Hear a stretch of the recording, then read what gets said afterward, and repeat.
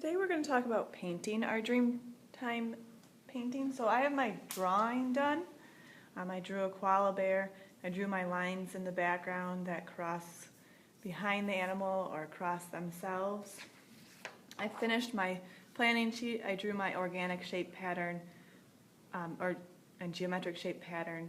I picked my 5 colors. I wrote down what animal I drew, my symbols here that I used in the background. And then now I have my painting supplies. We're going to use these paint wells where we have the 5 colors of the color wheel, the primary colors and the secondary colors.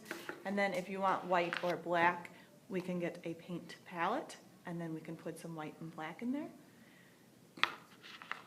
So when I'm painting today, I'm going to first start thinking about painting the large shapes. Not all of your shapes and things need to be painted. You can use your brown paper as one of your colors, so I don't need to paint everything. And some areas I might just think about covering them in dots, so I don't need to even paint those areas. So I know that some of these large background areas, I'm just going to make those dots and fill them in with the dots when we're painting with the Q-tips, so I don't need to think about painting that. The first area I'm going to paint is over here, and I already made a design in there, a pattern for water, but I have planned in my head that I want to make this light blue with dark blue dots on top to represent the water. So to mix my color, I would take some of the white here in my palette and I would move it to another section so that I still have this area of white paint to use in the future. Then I would clean my brush. So to clean my brush, I just rinse it around in my water.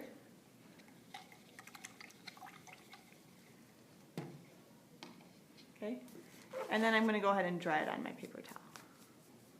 And then I can take some blue paint out of the paint well, and I just put my brush down inside of that enough to get some blue paint on it, and then I would go ahead and mix that over here. Now if I'm painting a really large area, I would need to think about making enough paint to fill that large area.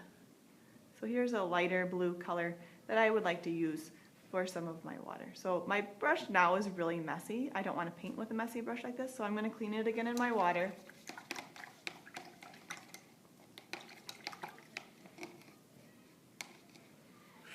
And then dry it off on my paper towel. And then I could go ahead and now paint this area. So when I paint, this brush would be a good size for this area because it's a larger size. And the first thing I want to do is I actually want to outline the shape, so I'm going to go along the edge of the shape that I'm painting. So I pull the brush towards me. I'm controlling the brush like I would control a pencil. Okay, I only have paint on the tip. Now here, the way I'm sitting, it's hard for me to pull it towards me, so I could either pull it in one direction, and that looks kind of away from me, or I could turn my paper, and then there with my paper, I could pull it towards me. And there I got a little bit on the table. That is okay. We can always wipe it off when we get cleaned up. And you notice I refill my paintbrush if the paint is running out. And then I could come back now and fill this in. Trying to make it a nice smooth covering of paint.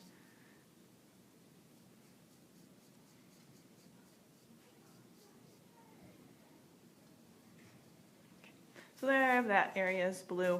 And again, I talked about I'm going to put blue dots on top of that for my water. I'm going to switch now to a different color, so I'm cleaning my brush out, drying it off on the paper towel. And then the next color that I'm going to use, I think, is some red. So I would open up the red container, and I'm going to paint some of these shapes in here red. So to do that, they're smaller shapes than this large shape, so I probably want to switch my brush. So I'm going to select a smaller brush. This would be a better size of brush. It's a little dirty. Clean it off again. Dry it on the paper towel. I start with a slightly damp brush so my bristles stick together. Take the brush, I'm going to put it in the paint, but I'm watching as I put it in because I don't want to get paint all the way up on the metal part of the brush. So then I could just wipe it off if I get too much on there. Okay. And then to paint these, again, I would carefully outline the shape.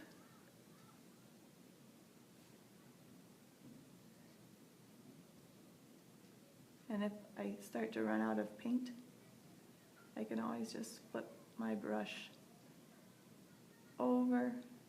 Okay, I could switch to a big brush now to fill this in, or this brush probably will do an okay job. And I pull my brush towards me, I paint in one direction.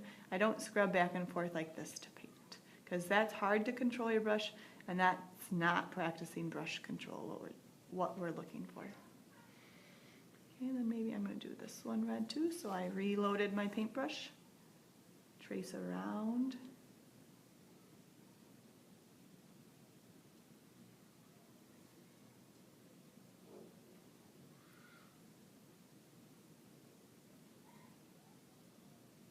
And fill in.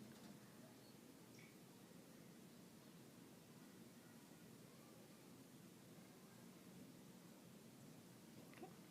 So there you can see how to paint large shapes. So I'm going to continue to select some of my large shapes to paint. I don't need to paint all of my large shapes. Like I was saying before, I could leave some and put dots in them. I'm going to create a pattern here with color in these shapes. That's a thought you might want to consider. So I'm not done painting yet, but now I'm going to let you have a chance to work on your painting.